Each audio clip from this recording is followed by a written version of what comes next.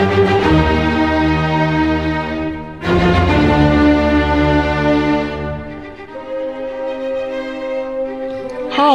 sahabat beriman. Ada 5 Rasul Ulul Azmi yang wajib kita ketahui. Rasul Ulul Azmi adalah 5 Rasul yang diberi gelar khusus karena memiliki keteguhan, kesabaran, dan ketabahan yang luar biasa, yaitu dalam menjalankan misi kenabian. Untuk Rasul yang pertama, yaitu Nabi Nuh alaihissalam. Nabi Nuh adalah salah satu Rasul Ulul Azmi, yaitu Rasul yang memiliki keteguhan hati yang luar biasa. Nabi Nuh diutus kepada kaumnya yang menyembah berhala dan hidup dalam kekafiran serta kemaksiatan selama lebih dari 950 tahun.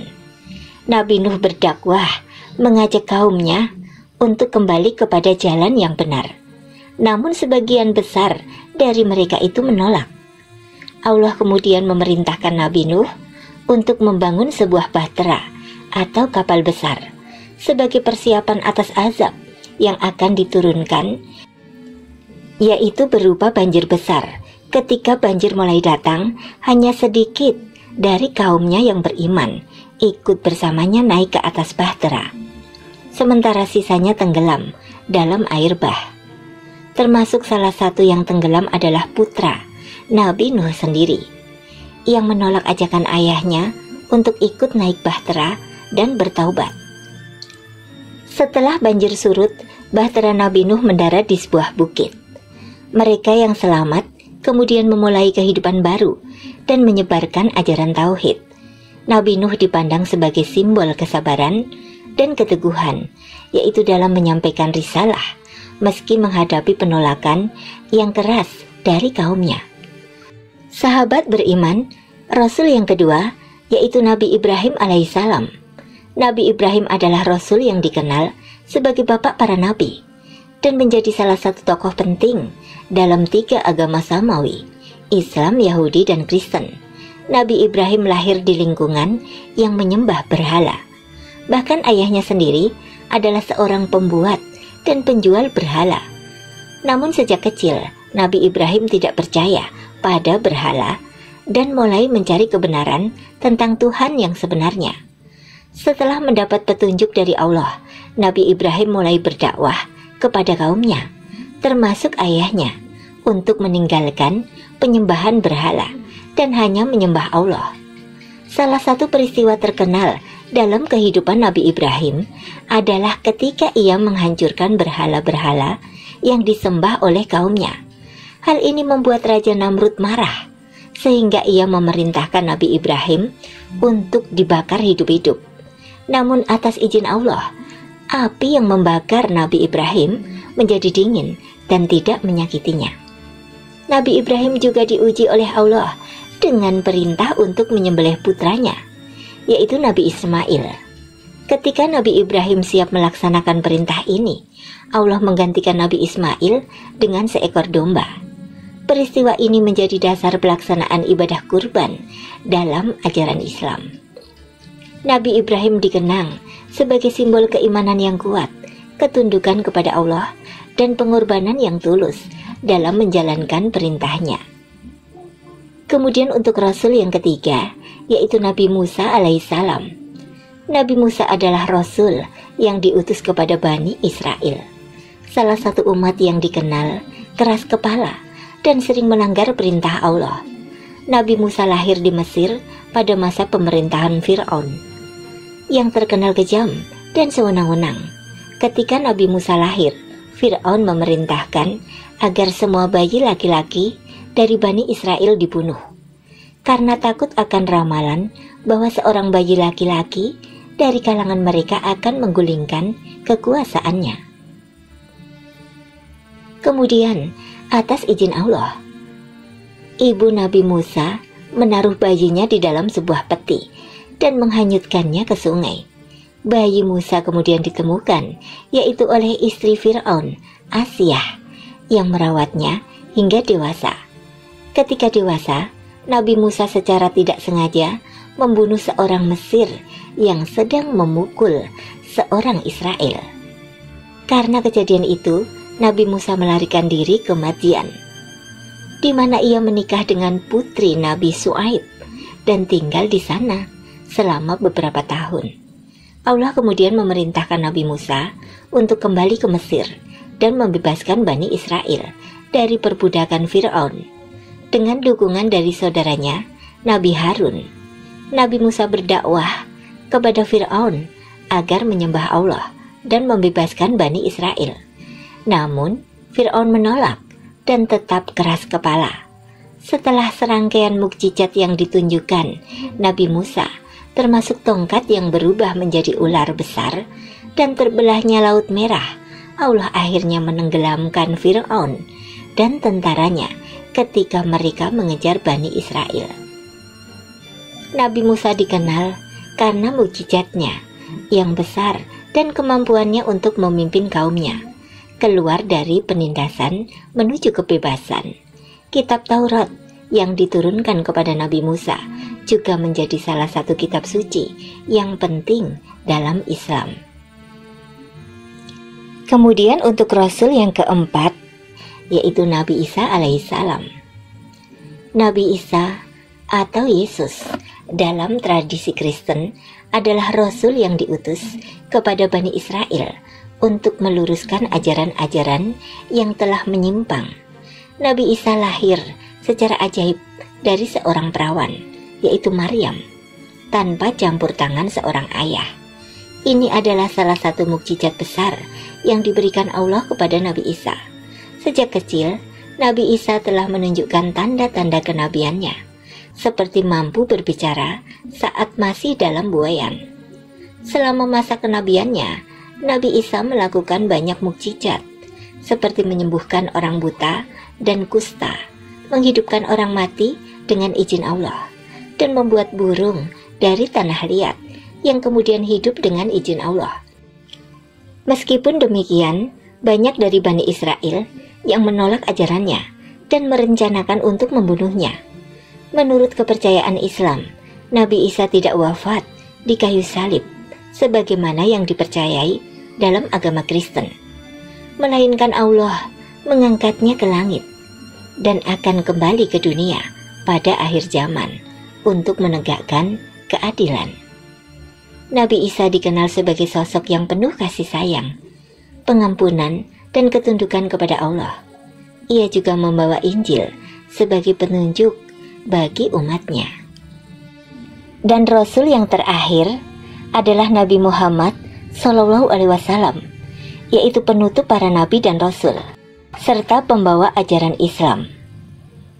Nabi Muhammad SAW lahir pada tanggal 12 Rabiul Awal, yaitu tahun Gajah 570 Masehi di Mekah. Beliau lahir dari pasangan Abdullah bin Abdul Muthalib dan Aminah binti Wahab. Ayahnya, Abdullah, meninggal dunia sebelum Nabi Muhammad lahir, dan ibunya wafat saat beliau berusia 6 tahun. Setelah itu, Nabi Muhammad diasuh oleh kakeknya, Abdul Muthalib, hingga kakeknya meninggal saat beliau berusia 8 tahun. Kemudian beliau diasuh oleh pamannya, Abu Thalib. Nabi Muhammad tumbuh menjadi seorang pemuda yang jujur, amanah, dan dikenal dengan sebutan Al-Amin, atau orang yang dapat dipercaya. Beliau bekerja sebagai pedagang dan sering membawa barang dagangan milik Khadijah, seorang wanita kaya di Mekah.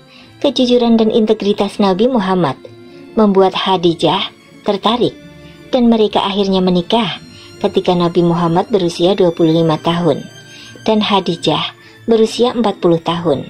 Dari pernikahan tersebut, mereka dikaruniai beberapa anak, termasuk Fatimah, yang kelak menjadi ibu dari keturunan Nabi Muhammad. Pada usia 40 tahun, Nabi Muhammad sering menyendiri di Gua Hiro, mencari ketenangan dan merenungkan kehidupan. Pada suatu malam, saat beliau sedang bertafakur, malaikat Jibril datang, menyampaikan wahyu pertama dari Allah, yang merupakan awal dari kerasulannya. Wahyu tersebut adalah surah Al-Alaq ayat 1-5 yang memerintahkan Nabi Muhammad untuk membaca dan menyampaikan risalah Allah. Setelah menerima wahyu tersebut, Nabi Muhammad mulai menyebarkan ajaran Islam, yaitu secara sembunyi-sembunyi kepada orang-orang terdekatnya. Istrinya Khadijah adalah orang pertama yang menerima Islam, diikuti oleh sahabat-sahabat dekat seperti Abu Bakar, Ali bin Abi Thalib, dan Zaid bin Harisah. Selama lebih dari 13 tahun, Nabi Muhammad berdakwah di Mekah, menghadapi penolakan keras dari kaum Quraisy yang memusuhi ajaran Tauhid atau keesaan Allah. Meskipun banyak menghadapi penindasan dan boikot ekonomi, Nabi Muhammad tetap sabar dan teguh dalam menyebarkan Islam. Beliau sering dilecehkan dan dianiaya oleh kaumnya, namun selalu membalas dengan kebaikan. Pada periode ini juga terjadi peristiwa penting, yaitu Isra Mi'raj, perjalanan Nabi Muhammad dari Mekah ke Masjidil Aqsa, yaitu di Yerusalem, kemudian naik ke langit untuk bertemu Allah. Dalam perjalanan ini, Nabi Muhammad menerima perintah sholat 5 waktu sebagai kewajiban bagi umat Islam. Karena meningkatnya penindasan di Mekah, Nabi Muhammad memerintahkan pada pengikutnya untuk berhijrah ke Madinah, kota yang penduduknya telah menerima Islam, yaitu pada tahun 622 Masehi. Nabi Muhammad sendiri berhijrah ke Madinah yang menandai awal kalender Hijriah. Di Madinah, Nabi Muhammad menjadi pemimpin spiritual dan politik, serta berhasil menyatukan berbagai suku yang sebelumnya saling bermusuhan. Di Madinah, Islam semakin berkembang dan banyak orang yang memeluk agama ini. Nabi Muhammad mendirikan masyarakat yang adil berdasarkan prinsip-prinsip Islam dan pemimpin umat dengan kebijaksanaan. Selama di Madinah, Nabi Muhammad SAW dan umat Islam menghadapi beberapa peperangan, yaitu melawan kaum Quraisy dan sekutunya yang ingin menghancurkan Islam, seperti Perang Badar, Perang Uhud, dan Perang Kandak. Meskipun menghadapi tantangan besar, Nabi Muhammad dan para sahabatnya selalu mempertahankan keyakinan mereka. Pada akhirnya, setelah bertahun-tahun konflik, Nabi Muhammad berhasil menaklukkan Mekah, yaitu pada tahun 630 Masehi. Penaklukan ini dilakukan tanpa pertumpahan darah, dan Nabi Muhammad menunjukkan sikap pemaaf kepada orang-orang Quraisy yang dulu memusuhi beliau, termasuk Abu Sufyan, pemimpin Quraisy. Setelah penaklukan ini, hampir seluruh wilayah Arab memeluk ajaran Islam. Nabi Muhammad bukan hanya pemimpin agama, tetapi juga seorang kepala negara, panglima perang, dan pembuat undang-undang. Beliau mencontohkan kehidupan yang penuh kasih sayang, keadilan, kesederhanaan, dan ketaatan kepada Allah. Ajarannya mencakup seluruh aspek kehidupan, termasuk ibadah, akhlak, hubungan sosial, ekonomi, dan politik. Salah satu khutbah paling terkenal dari Nabi Muhammad adalah khutbah wada, khutbah perpisahan, yaitu beliau menyampaikan pada haji wada, haji perpisahan, di Arafah pada tahun 632 Masehi, yang menjadi momen penting bagi umat Islam. Dalam khutbah tersebut, Nabi Muhammad menekankan pentingnya persamaan, hak-hak perempuan, keadilan sosial, serta ketaatan kepada Allah.